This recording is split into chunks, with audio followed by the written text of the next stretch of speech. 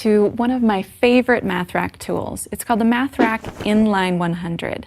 It's an excellent way for you to make the transition from using the MATHRACK 20 into helping your students with addition and subtraction with multi-digit numbers within 100. So this Inline 100 has the beads changing with the color every 10. The traditional MATHRACK has the colors changing at every 5, and you can get the Inline where the colors change at every 5, but personally I prefer the ones where it changes at every 10. This is because with larger numbers, I really want kids to see the 10s within each number. Let's take, for instance, the number 34. If I wanted to show 34 on here, I want kids to understand that it's 3 10s. So they're grabbing 3 of the 10s to make 10, 20, and then 30, and then the extra 4 ones. If the colors were changed at 5, what we've noticed is that kids will grab the 5s and count by 5s instead of counting by the 10s. So that's why I prefer the color changing at 10. The reason that I really love this Inline 100 is it gives the linear picture of a number for kids, and then it makes a nice transition for addition and subtraction on a number line. So we're going to take a look at a problem, 27 plus 19, and how students can model some strategies on the Inline. In particular, the reason we're taking a look at this is because Common Core state standards specifically state that first and second graders, when doing addition and subtraction, should be using different strategies, not the traditional algorithm. So we're going to take a moment to view how those strategies would look on an Inline 100.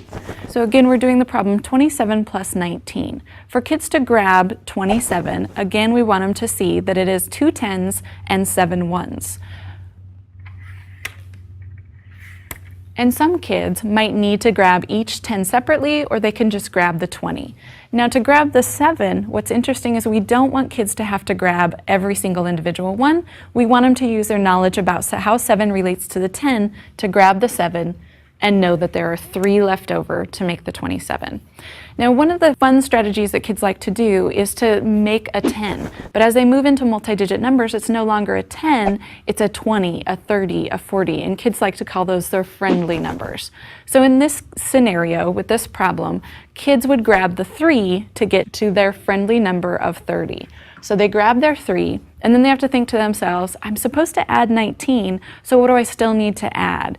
And they know that if we took away 3, we still have 16, so that's a 10 and a 6. And I knew that that was 6 because I need 4 left to make that 10.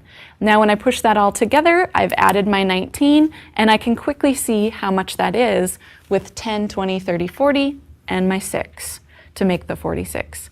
Another popular strategy for kids, when the numbers are fairly close to a friendly number to add, that they add that friendly number instead. So if I'm doing 27 plus 19, 19 is really close to that 20. So I could add 20 instead of my 19. And I know that that is 20 because of 3 over here, I need to leave 3 here. I add my 20. And I really wasn't supposed to add 20, I was supposed to add 19, so they take 1 away, and then they can see that they've still got their 46. The Inline 100 is an excellent way for kids to model those strategies that are mentioned in Common Core, and then transition into modeling it on a number line. The nice thing about this Inline is that it can attach to your whiteboard with these big magnets, and then you can write the little hops to show them how they would hop on a number line. If you want more info on lessons to use with the Inline 100, check out our book, Mastering the MATHRACK.